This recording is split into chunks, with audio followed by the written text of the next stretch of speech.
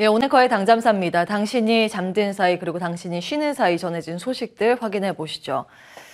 예, 정말 이 금융권 위기를 막기 위해서 정부도 각 기업들도 숨가쁘게 움직이고 있습니다. 지금 들어오기 직전까지 속보가 계속 쏟아지고 있는데요. 내용 하나하나 정리해 보겠습니다. 먼저 전거래일.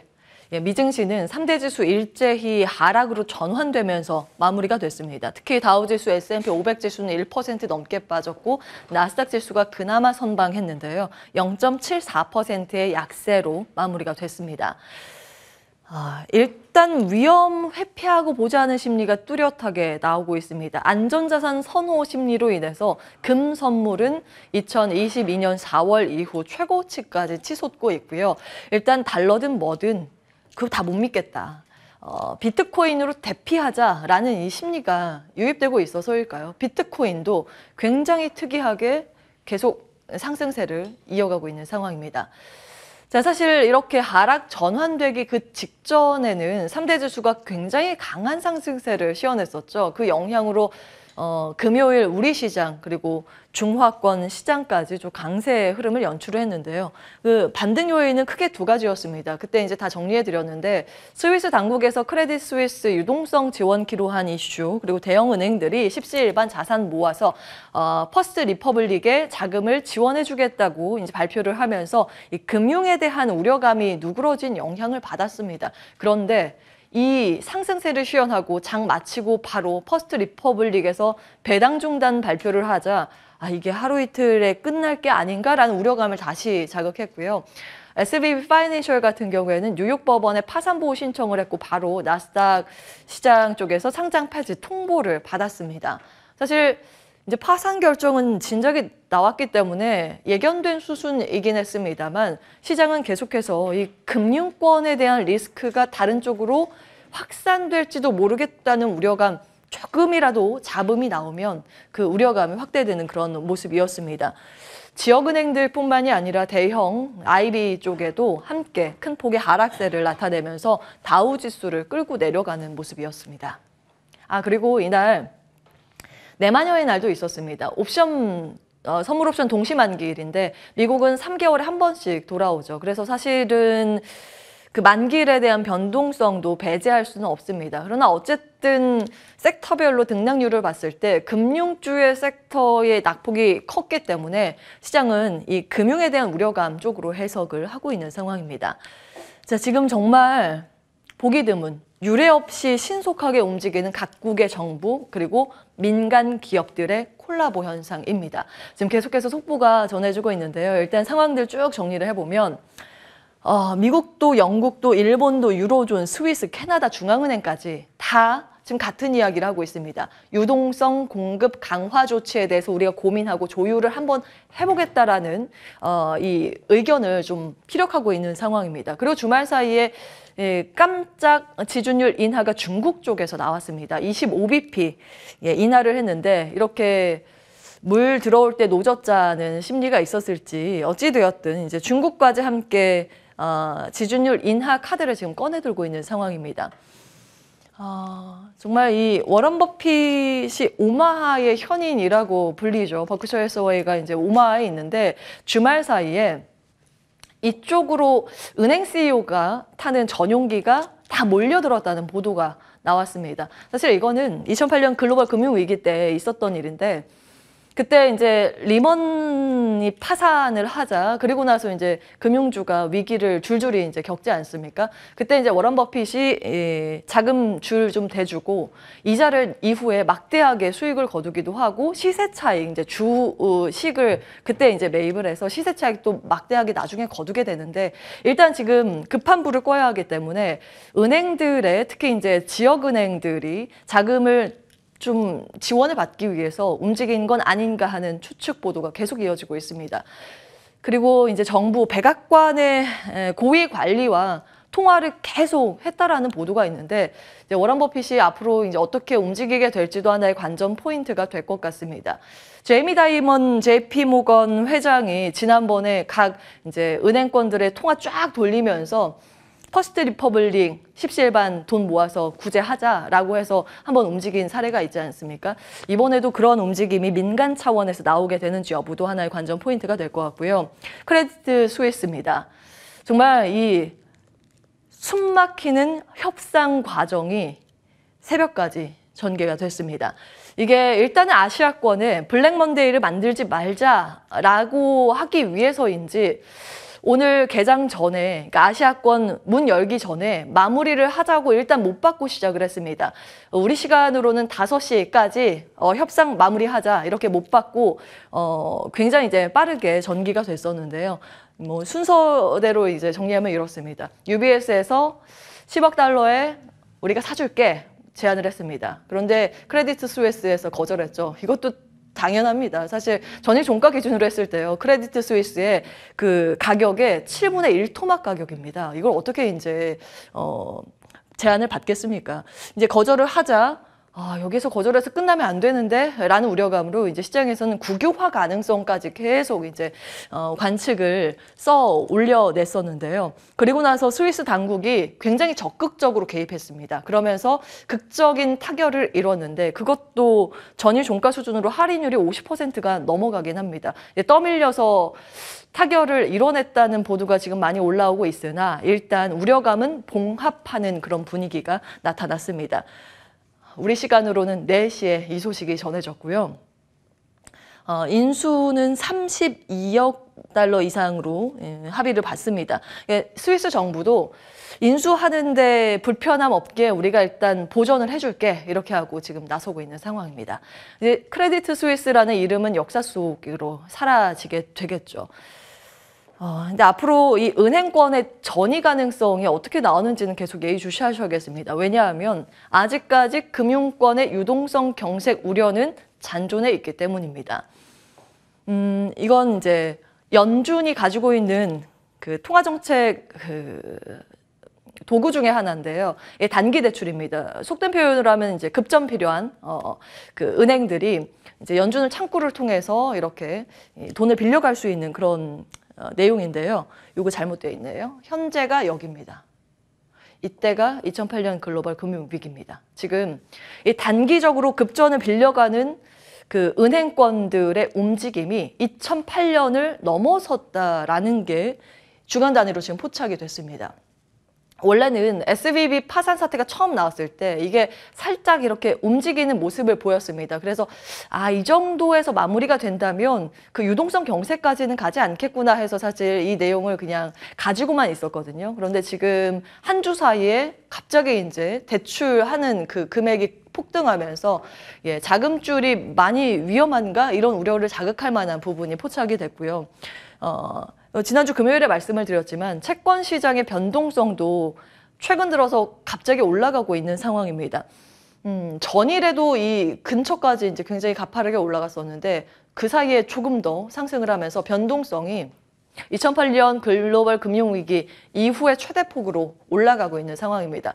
같이 이제 계속 말씀을 드리지만 주식시장의 그 규모보다 채권 시장의 규모가 배 이상 큽니다. 그래서 채권 시장에 이제 움직이는 트레이더들은 더욱더 신중하게 시장을 바라보고 리스크를 더욱더 신중하게 분석을 하게 되는데요. 그 전날 주식시장은 급등했지만 채권시장의 변동성 계속 올라가고 있다는 점 포착이 됐고 추가적으로 올라갔습니다. 그만큼 지금 2008년 글로벌 금융위기 정도의 시스템 리스크가 나오지 않더라도 시장은 일단 변동성이 더 나타날 가능성이 이 채권시장에서는 잠재하고 있다는 점 체크해 보시기 바라겠습니다.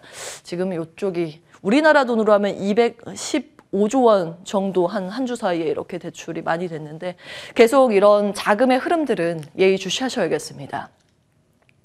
그러면 이제 다음 시선은 어딜까요? 일단은 조금 전에 크레디트 스위스의 위기 봉합이 됐습니다. 그러면 이제 시장의 시선은 당연히 다른 중소형 은행으로 이 위험이 번질지 여부, 그리고 또 하나가 FOMC겠죠.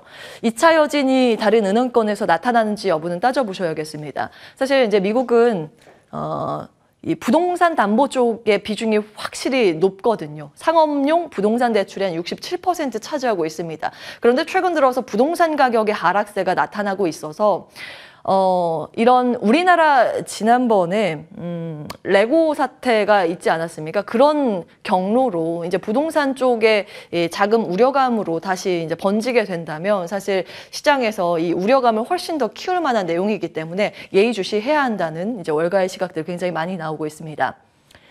3월 FOMC 현지 시간으로는 20일, 21일 양일 개최하고 점도표와 그 금리의 최종 결정은 마지막 날 공개를 하죠. 우리 시간으로는 22일 알 수가 있습니다. 내 시장에서는 지금 동결이 문제가 아니다. 오히려 동결하면 이게 시장이 얼마나 위험하면 연준이 금리 안 올리고 동결할까라고 이렇게 분석이 되면서 오히려 동결보다는 한 25bp 베이비 스텝 밟는 게 나을 것이다. 이렇게 해서 컨센서스가 25bp로 맞춰지고 있습니다. 그런데 확실히 금리 인상의 종료 시점이 앞당겨지고 있습니다. 2월 말에 예상 종료 시기가 9월이었거든요. 그런데 최근 들어서는 5월 달로 쭉 앞당겨져 있습니다. 그러니까 금리 한두 번 하고 일단은 올리는 거는 끝날 것이라고 시장 컨센서스는 맞춰져 있는데요. 사실 지금 각 IB 쪽에서도 이 예측을 하기가 어렵다는 이야기를 많이 하고 있습니다. 월스트리트 저널의 닉 티멜하우스 기자죠. 연준의 입이라고 알려진 기자입니다. 그 FOMC 전에 블랙아웃 기간에 연준 위원들이 어떠한 발언도 할 수 없기 때문에 그때 이제 닉 티멜하우스가 대신 연준이 어떤 생각을 하고 있는지 기사를 작성하면 기가 막히게 그걸 맞췄기 때문에 이 블랙아웃 기간에 특히 많은 사람들이 주목하는 기자입니다. 그런데 이 기자마저 보통은 이번에 어느 정도 올릴 것 같다라고 흘리는데 이번 전혀 그렇지 않습니다. 50bp 인상을 하든 25bp 인상을 하든 지금 알 수가 없고 향후 며칠간의 동향이 그를 좌우할 것이라고 이야기를 했는데요. 즉 지금 당장 연준도 어떻게 해야 할지 갈피를 못 잡고 있다라는 힌트를 주고 있는지도 모르겠습니다. 아직까지 이 금리에 대해서 경로에 대해서 결정을 하기 어려운 상황, 최종 결정하기 전까지는 시장 동향이 어떻게 움직이는지 파악을 하고 나서 결정을 할 것 같다는 그런 뉘앙스입니다. 그렇기 때문에 지금은 정말 예측보다는 시장 대응의 영역이지 않을까 싶습니다. 경고의 목소리가 계속 나옵니다. 뱅크 오브 아메리카의 경고 내용인데요. 연준의 피봇으로 그 전거래의 주식시장이 환호를 하지 않았습니까? 특히 이제 나스닥 시장 이 성장주 위주의 질주가 드러났는데 그걸 기뻐하기 전에 통계를 먼저 봐야 한다 경고를 하고 있습니다. 보시면 연준의 이 완화 정책을 할 때가 확실히 수익률 측면에서는 좋았습니다. 그런데 연준이 완화를 함에도 불구하고 신용조건 긴축에 들어갔을 때 지금 이제 신용 리스크의 우려감이잖아요. 그래서 긴축 모드가 이렇게 조합이 되고 있는 이 과정의 경로를 봤을 때 역사적으로 가장 성적표가 좋지 않았던, 수익률이 좋지 않았던 구간입니다. 이 구간에 대해서 시장이 환호하는 게 어불성설이다라는 이제 경고를 하고 있는 거죠. 심지어 연준이 긴축을 하고 그 신용 조건도 긴축할 이 두 개 모두 긴축의 방향을 가지고 있을 때 수익률보다 이쪽이 훨씬 더 좋지는 않습니다. 그래서 지금 뭐 나스닥 지수 위주의 강세를 좀 고민을 해봐야 된다는 그런 목소리가 나오고 있습니다. 시간상 이거 넘어가겠습니다. 이제 지표가 주말 사이 좀 발표됐는데 경기 침체를 가리키는 지표였습니다. 워낙 이제 금융권 리스크가 더 크게 자리했기 때문에 지표는 넘어가도록 하고요. 경기 침체에 대한 우려가 지나간 자리는 이제 종목별 반응에서 확인을 해보실 수 있습니다. 이제 가격 인하에 대한 우려감으로 자동차 관련 기업들의 낙폭이 컸고요. 그리고 이쪽 이제 경기 시클리컬 위주의 이렇게 약세가 두드러졌습니다. 그 기계나 산업재, 에너지, 건축자재 이들 섹터가 주도하면서 하락세를 나타냈고요. 그리고 이제 메타 같은 경우에는 유독 흐름이 좋지 않았습니다. 보시면 그나마 일단 피봇에 대한 기대감으로 성장주의 강세가 곳곳에서 포착이 됐는데요. 테크 쪽이 강했죠. 그럼에도 불구하고 메타가 유독 큰 낙폭을 그려갔습니다. 4% 넘게 떨어졌는데 이 메타 같은 경우에는 사실 광고 수입이 절대적으로 많죠. 근데 광고는 이 경기와 사이클을 같이 하는 쪽입니다. 경기가 안 좋아지면 각 그 기업들이 가장 먼저 그 예산을 줄이는 게 광고 쪽이기 때문에 그 우려감으로 인해서 메타가 급락했다고 보시면 되겠습니다. 그리고 이제 태양광 섹터, 소재 섹터가 같이 밀리는 모습이었는데요. 지난번에도 이제 신재생단의 약세가 나왔을 때 말씀을 드렸는데 SBB 사태 일단 거기가 이제 문을 닫게 되면 그쪽에 자금을 받았었던 스타트업들 여기에는 테크가 포함이 되고 또 신재생이 포함이 됩니다. 여기도 이제 자금 우려가 되는 것 아닌가라는 우려감 쪽이 이제 태양광, 뭐 풍력 쪽 나타나고 있다라는 점 염두에 두셔야겠습니다. 예, 이것도 일단 넘어가겠습니다. 예, 특징주 가운데 하나가 앞서 이제 몇몇 곳에 상승불이 켜져 있는 걸 보셨는데 AI 관련 대형주가 좀 지속적으로 상승하고 있는 모습이 특징적입니다. 이제 엔비디아는 연일 질주죠. 뭐 시장이 오르든 내리든 상관없이 꿋꿋하게 강세 흐름을 이어가고 있는 상황인데요.